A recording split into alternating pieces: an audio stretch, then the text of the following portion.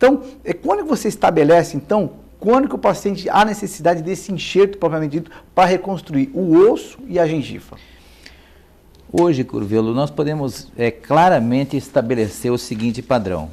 Uma vez perdido o dente, por mais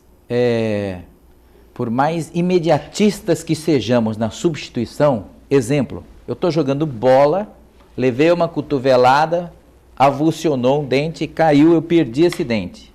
Então eu vou imediatamente e coloco um implante. Nesses casos onde a rapidez ela é fundamental, eu preciso de um procedimento regenerativo, eu preciso de uma reconstrução. Nós temos necessidade de compensar algumas deficiências que vão ocorrer naquele alvéolo. Então, nessa hipótese, eu já preciso de um enxerto. Hoje, a ciência, as evidências científicas mostram que há necessidade de um procedimento de reconstrução com biomateriais, que são as hidroxiapatitas, de baixa taxa de reabsorção, associados normalmente a um enxerto de tecido conjuntivo, de gengiva, não é? Então, isso vai depender também do grau de traumatismo que esse rebordo exatamente, tem. Exatamente. Então, na melhor das hipóteses... Se for, por exemplo, a perda óssea, a perda da parede óssea, aí já é uma outra situação. Aí tem que reconstruir primeiro. Se for como você falou, para o nosso telespectador, avulsionou, ou seja, o dente caiu íntegro e manteve todo o arcabouço gengival, todo o arcabouço ósseo. Aí, mesmo assim, teremos que fazer uma reconstrução com pequenas quantidades. Exato. Porém, se for um acidente automobilístico, for um acidente de carro, onde houve a perda da tábua óssea, e aí qual o procedimento para a gente restabelecer essa estética e ter as condições para fazer esses implantes? Exato. Então, esse aspecto... Aí é um caso mais complexo. Muito mais, muito mais. Então, vocês imaginem, se eu não tenho defeito nenhum e preciso de um procedimento de reconstrução para obtenção de resultados ótimos, imaginem o caso onde eu tenho uma destruição mais extensa ou ainda o paciente numa fase da vida ele perdeu precocemente esses dentes e de repente, anos depois, ele define por colocar implantes. Normalmente isso exige o mesmo planejamento. Identificar a posição do dente com relação ao rosto, com relação ao sorriso, trazer essa posição avaliando onde está o osso, e aí entram as imagens tomográficas.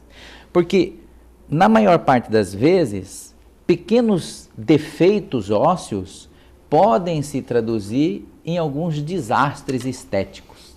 E ele tem que ser avaliado somente por imagens tomográficas. É claro que defeitos grandes, como você perfeitamente explicitou, eles não necessitam de uma tomografia para saber que ali precisa de um enxerto. Mas, via de regra, há necessidade de procedimentos reconstrutivos. O bom seria, se houvesse a necessidade de um enxerto em bloco, aí sim você fazer uma tomografia e avaliar se aquele enxerto deu certo, quanto de reabsorção. Isso, perfeito também. Teve que fazer. Então, sempre a imagem hoje, a parte digital, está colaborando com a gente para haver o melhor posicionamento do implante. Porque muitas vezes, dependendo, a gente não pode escolher o tipo de enxerto, e sim nós temos que classificar o defeito para daí sim selecionar a melhor indicação. A melhor abordagem. Porque hoje nós temos os enxertos autógenos, nós temos os enxertos halógenos, né, que são do banco de ossos. Então hoje não é somente autógeno nós podemos trabalhar.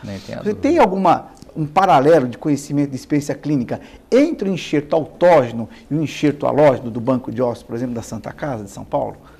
Na verdade, eu não tenho experiência nenhuma com enxertos de banco de ossos, né? Via de regra, nós trabalhamos ou com enxertos autógenos, que vem diminuindo a cada vez mais, ou com regeneração óssea guiada, com a utilização de biomateriais e membranas ou malhas de titânio, ou até mesmo membranas com reforço, que me permitam a reconstrução daquele alvéolo. Porque nós sabemos que o enxerto autógeno, o paciente ele sofre 2 cirurgias. É uma maior morbidade. Exatamente. Ele tem a área doadora e a área receptora. Então, justamente a ciência, a tecnologia veio para desenvolver esses biomateriais, para que haja substituição do enxerto natural. Obviamente que ninguém vai contestar a qualidade do enxerto autógeno. Lógico. Certo? É o nosso padrão ouro, né? É o padrão ouro, porque nós trabalhamos com transplantes de células vivas, da região doadora para a região receptora. Exato. Aí vai do volume também que se faz necessário para ver essa quantidade de enxertia. Senão, nós realmente partiremos para os biomateriais que vieram aí, estão aí para a ciência colaborar, corroborar com tudo que nós temos, diminuindo a morbidade do paciente e até diminuindo custos também. Lógico. Porque os valores desses enxertos estão cada vez diminuindo mais. Antigamente eram importados e agora tem os nacionais, enfim, veio para isso. Bom, eu vou chamar um breve intervalo, não saia daí.